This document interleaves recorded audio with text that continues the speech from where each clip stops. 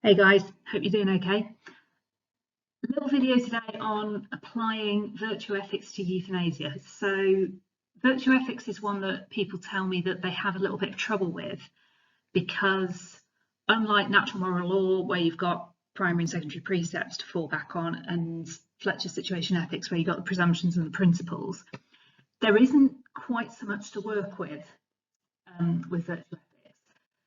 So I want to take you through virtue ethics applied to an issue. I've chosen euthanasia, but you can adapt it to other issues as well.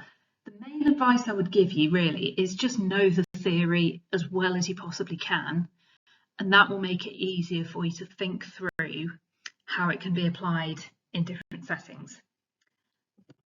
Okay, here we go.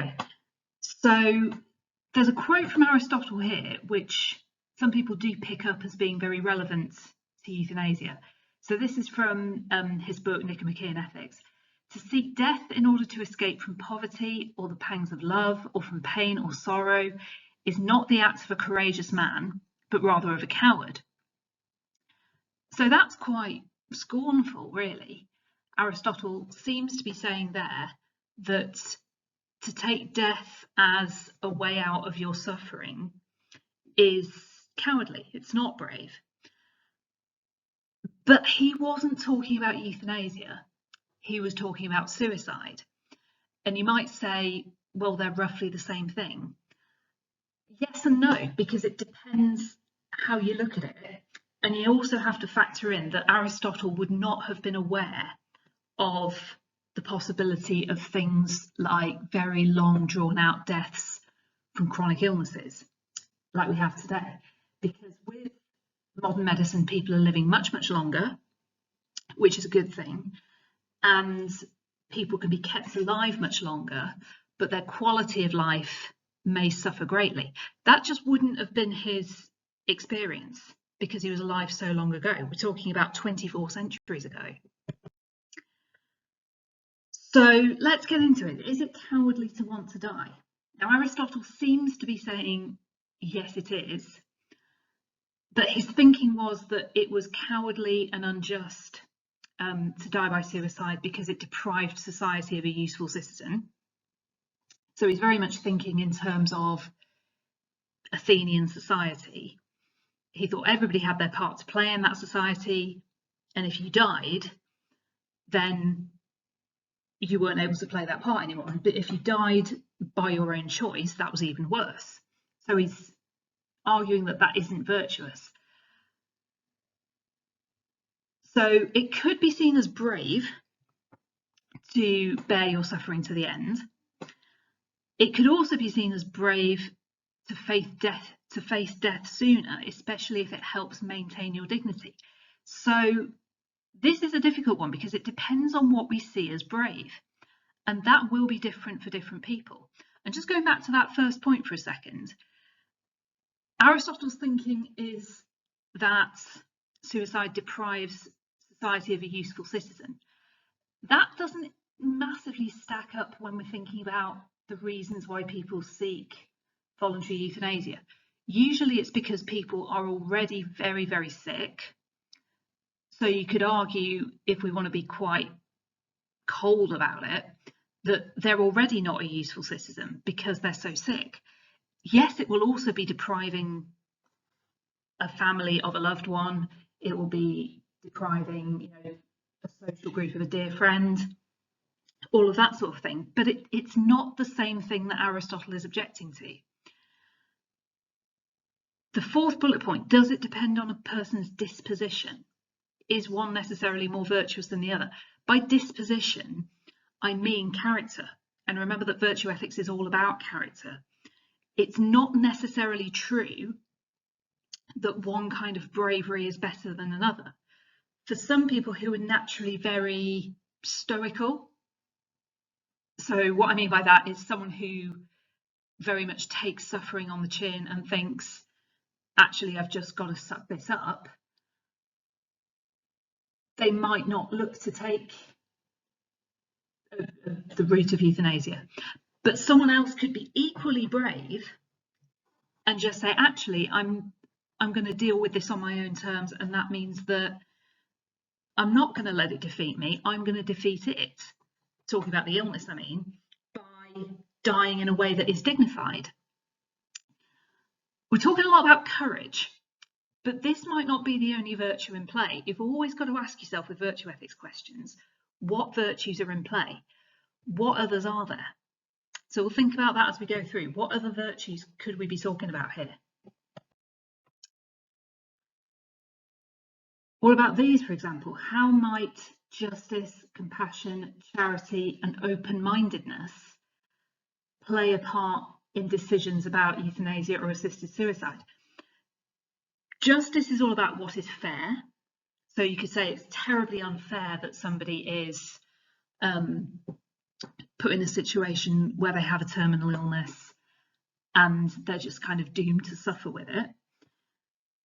You could say it's compassionate to end somebody's suffering in a way that is peaceful and dignified. Principle of charity, you could say that it's charitable not to force someone to live with their pain.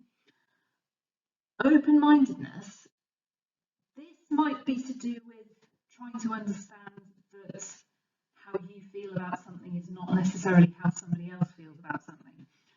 And it always makes me think when we talk about things like that, pain is the ultimate subjective experience. It's impossible to make somebody else totally understand your pain. And we have to think about that with euthanasia as well. You can't tell somebody else how much they are suffering. Only the suffering person can know that. So Aristotle might not have even really recognised some of these virtues. He would have recognised justice, of course. The others are perhaps a little bit more of a modern formulation. But we do have to do that because we're talking about a 21st century problem using Aristotle's thinking, and that's not always that easy to do. Okay, so we've got a little story here. Now, this is taken from the textbook, so I've quoted that at the bottom, and the textbook's also quoting, so I've got the original source in there as well. This is George and Anne. Now, this is a useful story to know to help you apply virtue ethics to euthanasia, but what I wouldn't do is just tell this story in the exam. You could tell a very, very, very, very brief version of it if you were doing a 10-mark answer on this. I actually wouldn't tell the story at all if you were doing a 15-mark answer. I would possibly just refer to the point that you want to make. So you can have a little look at this story. So to make it a little bit shorter, George and Anne love each other. They're both piano teachers. They're very old. Anne's health deteriorates. She tells George that she doesn't want to go on living. George is doing his best, but she just gets worse and worse. She has dementia. She doesn't really recognise him anymore. They're in utter misery. So Anne can't take it anymore. George can't take it anymore. Anne's now unresponsive. So he tells her a story and then kills her by smothering her with a pillow and then adorns her bed with flowers. So that's kind of a heartbreaking story. But it's useful in terms of thinking through what was George's motivation. So he has essentially granted Anne's wish. So Anne made it clear to him that she didn't want to go on living. He was finding it intolerable to see her suffer. And so he ends her life in what he sees as the most humane way possible. And he feels dreadful about it. So let's unpack it a little bit. What would Aristotle have thought of a case like that? To be honest, he probably wouldn't have been able to get his head around it because it would have been so far removed from the sort of thing that was within his experience. Aristotle considered murder to be base. Now, what he meant by base was a really kind of low, indefensible act. There's a few things that he counts as base. So in other words, it's something that could never be virtuous. But what we have to ask ourselves is, does George's action really count as murder? Was killing Anne an act of justice? you could argue that when people are given what they want, when they're allowed to choose their own destiny, when they're in control of their own lives, that is actually giving them a little bit of justice. Possibly we can interpret it that way. And like I said before, George felt dreadful about this, terrible sadness, intense regret, even though he felt he had no choice. He felt awful about what had happened. That could be a sign that what he did was more virtuous than if he felt nothing about it, or indeed if he felt happy about it. Remember, this matters in virtue ethics, how you feel about what you do, as well as just what you do. So, for example, just to go on to a completely different sort of case, if you give to charity very ostentatiously and draw a lot of attention to it, that's not virtuous. But if you give to charity very kind of anonymously and modestly, then it is. So how you do things and how you feel about what you do does play into whether or not it's virtuous. Was George brave to do what he did, or would it have been braver to continue sharing Anne's suffering? And again, this takes us back to our earlier point of it really depends on his character. It depends on, somebody else might have done something different and that would reflect their character. You don't really have to answer these questions in a definitive way. Yes, you can come to your own conclusion about it, but your conclusion might not be the same as somebody else's. And that's okay, as long as you can show how you got there. So just to finish off with, here's some general tips on applying virtue ethics to anything. Remember, there are no rules, there's only the virtues.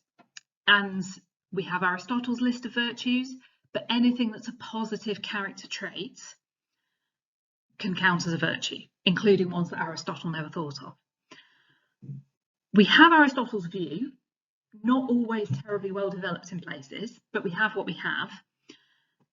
However, we always have to ask questions about how relevant these views are in modern times. Aristotle lived in a very, very, very different world than we do. So when we look at what he's saying, we do have to ask the question, does this work today? He talks about suicide being unjust to society, but like I said before, does that work if the person is close to the end of their life anyway? Is it right to value people in those terms? That's a bit of a separate debate. Practical wisdom, phronesis in Greek, should guide people. Will it always lead to the same outcomes? I think that's a no. So practical wisdom might tell somebody that euthanasia is right, it might tell somebody else that euthanasia is wrong, but those will probably be different situations and there will be people with different characters. They could both have practical wisdom, they could be well developed in that virtue, but still lead to different outcomes. That's how it goes with virtue ethics, and at a certain point you just have to kind of lean into that and use it to your advantage. And then finally, if a person cannot reach eudaimonia, if they cannot achieve human flourishing, if they cannot be the best version of themselves, is there any point in them continuing to live, or are we just dragging out their suffering? That's a question that might seem, again, quite cold to say, well, is there any point in living if you can't be the best version of yourself due to an illness? That might sound quite harsh, but it's worth considering, because another way of thinking about human flourishing is quality of life, and quality of life arguments are very relevant to euthanasia. Okay, I hope that's helped a little bit. Remember, with virtue ethics, you do just have to embrace the chaos. It is quite nebulous, it is quite hard to get your teeth into, but keep looking at it, keep working with it, keep trying to apply it in different ways. Try not to be too vague in your ethics, in your essays, even though it's quite a vague ethical theory. Make that work for you rather than against you. Have a practice, see how you get on. See you next time.